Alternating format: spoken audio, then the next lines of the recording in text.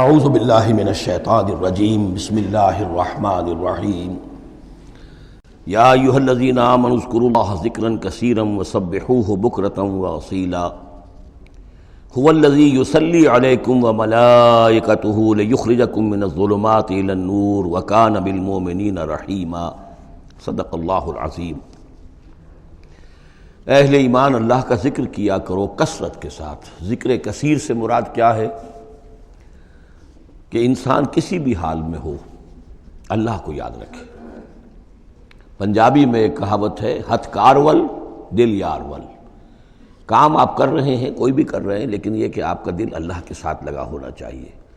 اس کا جو بہترین طریقہ ہے وہ یہ ہے کہ تمام جو بھی معمولات زندگی کے ہیں ان کے ساتھ ہی حضور صلی اللہ علیہ وسلم سے مسنون دعائیں ہیں۔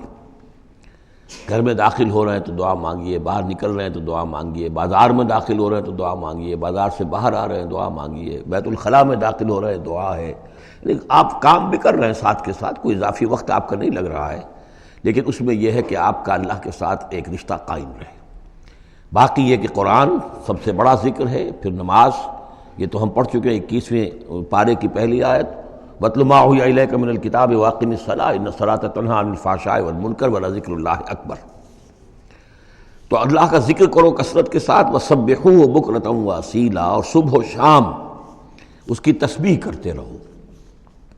هُوَ الَّذِي يُصَلِّي عَلَيْكُمْ وَمَلَائِكَتُهُ، وہ تم پر اپنی رحمتیں بھیجتا رہتا ہے، اپنی عنایتیں اور شفقتیں نازل فرماتا رہتا ہے، نہ صرف وہ خود بلکہ اس کے ملائکہ بھی۔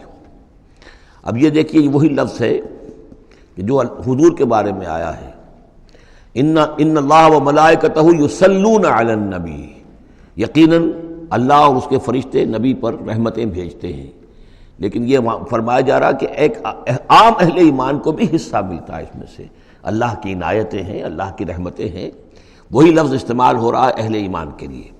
هو الذی یصلی علیکم وملائکتہ لیخرجکم من الظلمات الی النور، وہ اپنی رحمتیں اور عنایتیں نازل فرماتا رہتا ہے، وہ بھی اور اس کے فرشتے بھی، تاکہ نکالیں تمہیں اندھیروں سے روشنی کی طرف۔ وَكَانَ بِالْمُؤْمِنِينَ رَحِيمًا، اور یقیناً اللہ تعالیٰ کے اہل ایمان کے حق میں وہ بہت رحیم ہے۔ تَحِيَّتُهُمْ يَوْمَ يَلْقَوْنَهُ سَلَامٌ، ان کی دعا جو ہے جس روز کہ وہ اللہ سے ملیں گے ہوگا سلام۔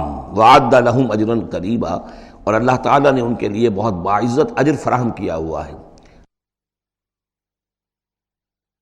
یا ایھا النبی انا ارسلناک شاہدا ومبشرا ونذیرا وداعیا الی اللہ باذنہ وسراجا منیرا۔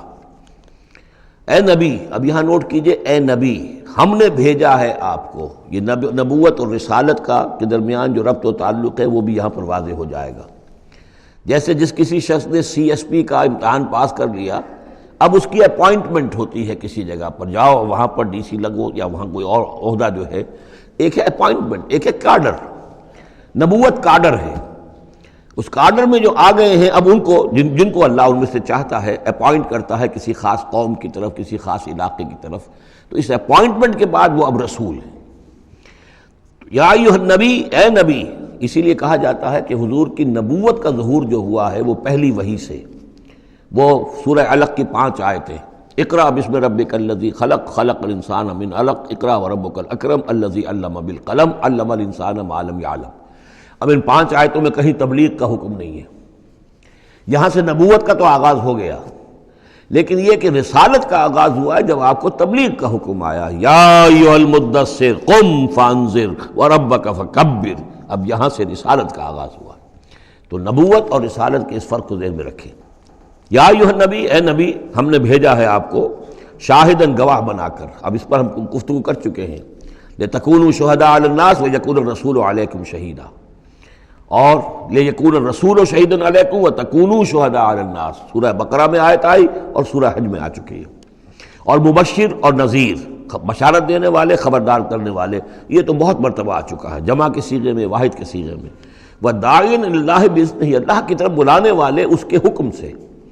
یعنی ایک داعی اور بھی ہوتا ہے جو اللہ کا کوئی بندہ ہے، کوئی صوفیاء میں سے ہے، کوئی اللہ کا نیک آدمی، وہ بھی لوگوں کو بلا رہا ہے اللہ کے راستے کی طرف، لیکن نبی رسول کا کام یہ ہو جاتا ہے کہ وہ اس پر مامور ہے کہ وہ بلائے۔ اس میں زمین و آسمان کا فرق ہے، کہ ایک ہے کہ حفظان صحت کے اصولوں پر تمام شہریوں کو جو ہے اس پہ خیال رکھنا چاہیے، عمل کرنا چاہیے، گلیوں میں گندگی نہ ہو، یہ نہ ہو، وہ نہ ہو، یہ تو گویا کہ اصول شہریت میں سے ہے۔ ایک محکمہ ہے جو قائم کیا گیا اسی کام کے لیے، وہ تو مامور ہیں، وہ تو تنخواہ اسی کی لیتے ہیں، لہذا وہ ہمہ وقت اسی کام کے اوپر لگے ہوئے ہیں۔ تو اسی طریقے سے دفاع وطن ہے، ویسے تو ہر شہری کا فرض ہے کہ اس کے لیے اپنے آپ کو ہر وقت تیار رکھے، لیکن ایک فوج آپ نے تیار کی ہوئی ہے جو اسی کام کے لیے۔ تو رسول تو گویا کہ وہ پھر داعی اللہ باذن ہی، اللہ کے حکم سے معمور من اللہ ہو کر پھر وہ جو ہے دعوت دیتا ہے۔ وسراجا منیرا، اور آپ کو ایک بہت روشن چراغ بنا دیا، چراغ ہدایت۔ وبشر المؤمنین بان لهم من اللہ فضل کبیرا، اور اہل ایمان کو آپ بشارت دے دیجئے کہ ان کے لیے اللہ کی طرف سے بہت بڑا فضل ہے۔ ولا تطع الکافرین والمنافقین ودع اذاہم، اور آپ ان کافروں اور منافقوں کی باتیں نہ مانیے، ان کی طرف دھیان بھی مت دیجیے۔ ودع اذاہم، اور وہ جو کچھ بھی اذیت آپ کو دینا چاہ رہے ہیں، تکلیف پہنچا رہے ہیں، کوفت پہنچا رہے ہیں، دفع کیجیے ان کی ایذاؤں کو۔ وتوکل علی اللہ، اللہ تعالیٰ پر توکل کیجیے۔ وکفیٰ باللہ وکیلا، اللہ کافی ہے آپ کے لیے سہارا، اور آپ کی مدد کرنے کے لیے اللہ کافی ہے۔ یہ کچھ نہیں بگاڑ سکیں گے، جو چاہیں اسکینڈلز اٹھا لیں، جو چاہیں آپ کے خلاف سازشیں کر لیں، آپ کا بال بیکا نہیں کر سکیں گے۔ صدق اللہ العظیم۔